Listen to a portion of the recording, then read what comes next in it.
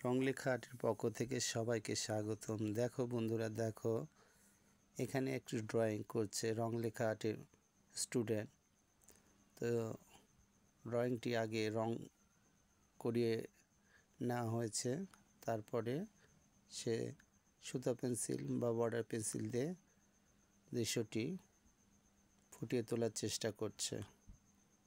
তো এই যে একের পর এক বর্ডার পেন্সিল দিয়ে সে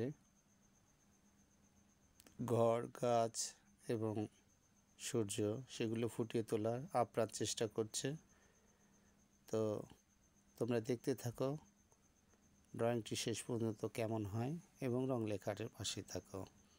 রংলেখা আর্ট সব সময়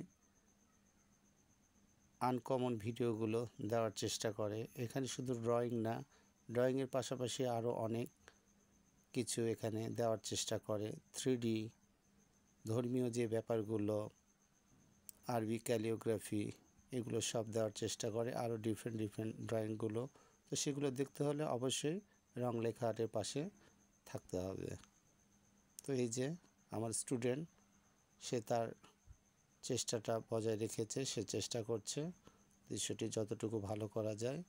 তো এই দৃশ্যটি কেমন হলো অবশ্যই লাইক, কমেন্ট, শেয়ারে সবাই জানাবেন এবং রংলেখা আর্টের পাশেই থাকবেন। এই যে ঘর, দোতলা ঘর, একতলা ঘর, দুটো হাঁস পানিতে খেলা করছে, সূর্য, তাল গাছ, দূরের যে গাছগুলো, তারপর পানির পাশে যে ঝোপ জঙ্গলগুলো, এগুলোই বোঝানো হয়েছে।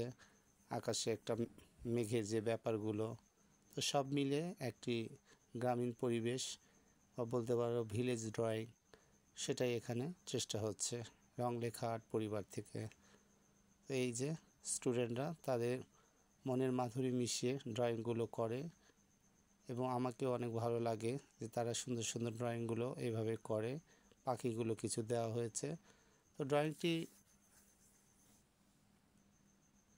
কেমন লাগলো অবশ্যই তোমরা জানাবে। আর এইভাবে রংলেখা আর্টকে সাপোর্ট দিবে। এই যে আউটলাইনগুলো দেওয়া হচ্ছে, এই বর্ডারটা দেওয়া হলো, বর্ডারটা দিলে ছবিটি অনেক সুন্দর লাগে দেখতে। এই যে, তো আজকের মতো এখানে শেষ করছি। সবাই ভালো থাকবেন। আল্লাহ হাফেজ।